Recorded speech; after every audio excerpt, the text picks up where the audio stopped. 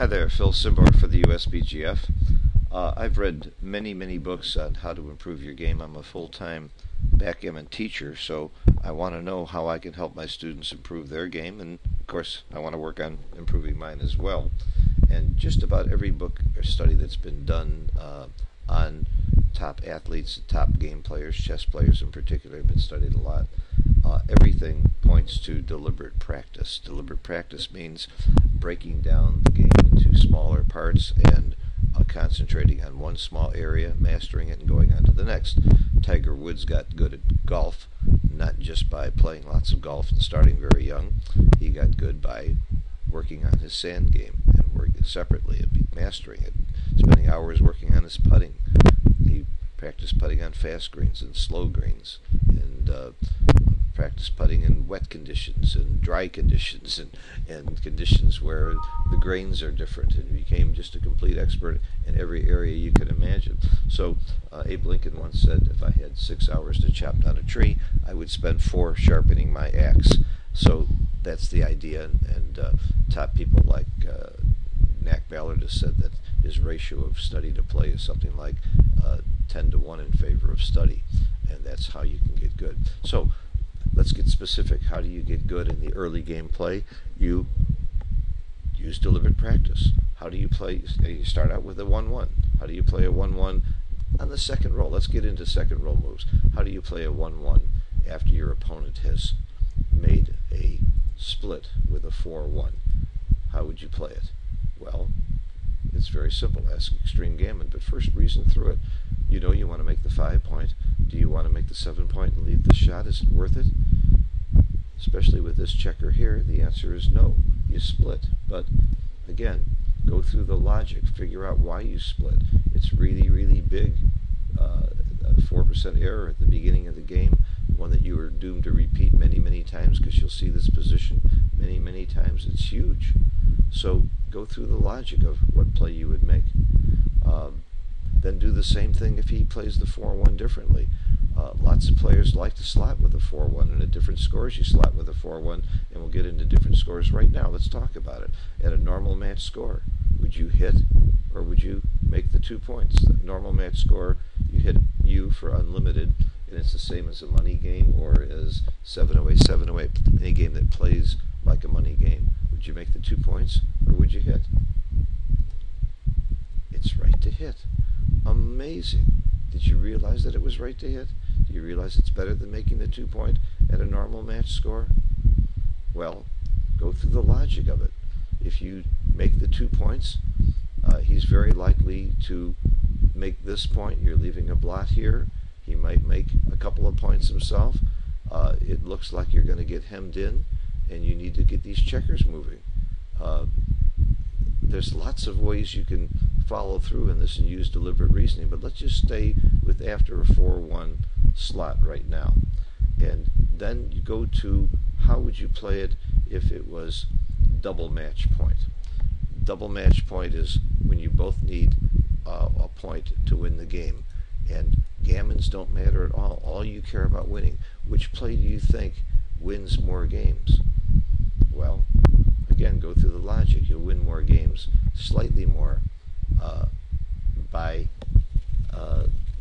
by hitting. Well, double match point, actually, I'm sorry, I'm getting mixed up now. You win more games by not hitting at double match point. You would make both points. You win 53%. Let's ignore the gammons, because gammons don't matter. You win about an extra 1% this way than by hitting. Here's one that is, I think, very interesting. A gammon save. That means that you are the one who needs 1 point to win the game, and your opponent needs 2 points to win the game. If you're trying to save a gammon, and you're also trying to win the game, which play do you think you would make? Think for a second. Okay, when you're trying to save a gammon, you would think that you would make 2 points. Almost everybody answers that way, and it's actually better to hit. Let's see if it's right first of all, and it is better to hit by quite a bit, 0.041 error. Why is it better to hit? Because he is threatening to make a good prime. You're going to get stuck here. I know you want to be in a less volatile game, but you don't want to get primed in. That's the number one way, or one of the major ways that you can get into big trouble in this game and get gammoned more. So the numbers sort of tell the truth of the play.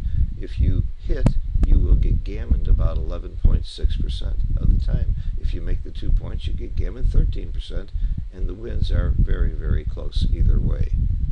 Now, what if you're on Gammon Go? You're trying to win a gammon. You'd like to win the game, of course, but if you win the gammon, you win the match. You need 2 points to win the match, and he needs 1.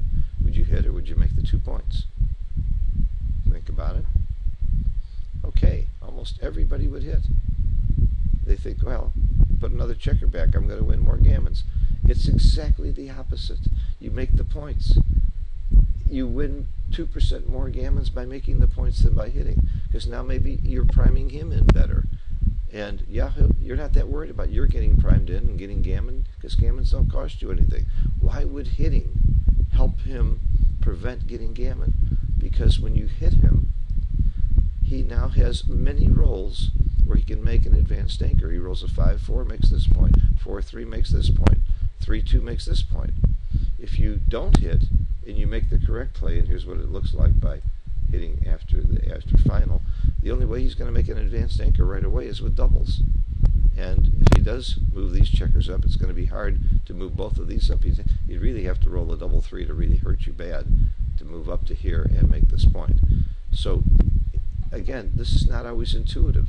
Sometimes you really have to go through it and figure it out. And when you can't figure it out, then you need help. You need to call an expert or a friend or somebody who can really help you with this game, because it's not always that easy. I have to tell you that some of these second roll moves, I haven't completely figured out the logic of them myself. I've only been teaching for 20 years and studying the game for 55. I think I know the moves pretty well, and every now and then I'm surprised at a move at a different score, and because I've forgotten it, but I've done all this deliberate practice, and I keep missing some of these plays, I have to tell you, in time, so you have to keep working on it. Again, this is just a quick little look at how to play double 1 after 4-1 split and slot. So how do you improve your game? Go to the next roll. Let's see how you play a double 1 after a 2-1 with a split or a slot. After a 3-1, after he makes the 5 point on the opening roll, how do you play double 1 and so on? So go through all the rolls and figure it out, and it's really worth the time and effort, because again, this is the beginning of the game. You're going to see this position a lot, and it's going to add up to a lot. This is a great way to learn. This is deliberate practice, and this is how your game is going to improve. Now, Perry Gartner and myself, in partnership with Murata Khan from Turkey, who he and a computer programmer, we came up with an idea to simplify this work. We developed opening ceremony. We sold many dozens and dozens. I really don't know how many total, but this is one of the features of opening ceremony. How do you play double 1 at all 4 scores? Normal match score, which is unlimited, double match point, gammon go, gammon save, after a 2-1 slot. How do you play it after the 2-1 split? You'll see right here graphically, so you don't have to put each one in. You can see it, and by the way, every single possible, after every single possible opening move, every single possible roll that you can make, it compares what you can do, what you should do. All of these have been rolled out in Extreme Gammon at least 5,000 times, and you can see right here after a 4-1 slot how you play it. It agrees with Extreme Gammon, of course, on whether you hit, which ones you hit, and which ones you make the points, and which ones where you split and don't make the point, and so on. You're going to be surprised how many ways there are to play a double 1 at the 4 different scores on the second roll. And the same thing is going to be true with how you play a 3-2 and a 4-3 and even 6-4. There's lots and lots of rolls that change greatly at different scores depending on how he plays his first roll. And what you will learn will make you very, very good on the second roll move, but it'll also make you very, very good on all of the next rolls, because you can apply the logic and the reasoning of what's going on to the rest of the game. So you can go to bgopeningsceremony.com. This is $35. I'm very proud of the fact that many top players in the world have this program. It's a good way to learn. Some people will learn much better without using opening ceremony and using this method of going through every single first and second row moves on their own and moving it around and looking at the logic. But from a bigger standpoint, this is the only way that I know to really get strong at backgammon, to really sharpen your game. And I can assure you that if you look at and talk to all the very top players in the game, they've done this. And they've done this not just with opening and second row moves. They've taken blitzes and they've looked at every position. And they keep shifting checkers and see, is it a double now? Is it a take now? Should I be hitting now? Should I be making the point now?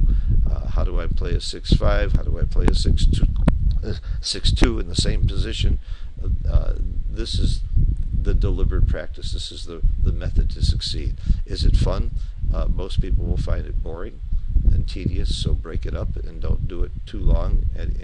Don't do it for more than 8 hours at a time, because you're going to, I'm kidding, of course. Don't do it for more than an hour if it drives you nuts.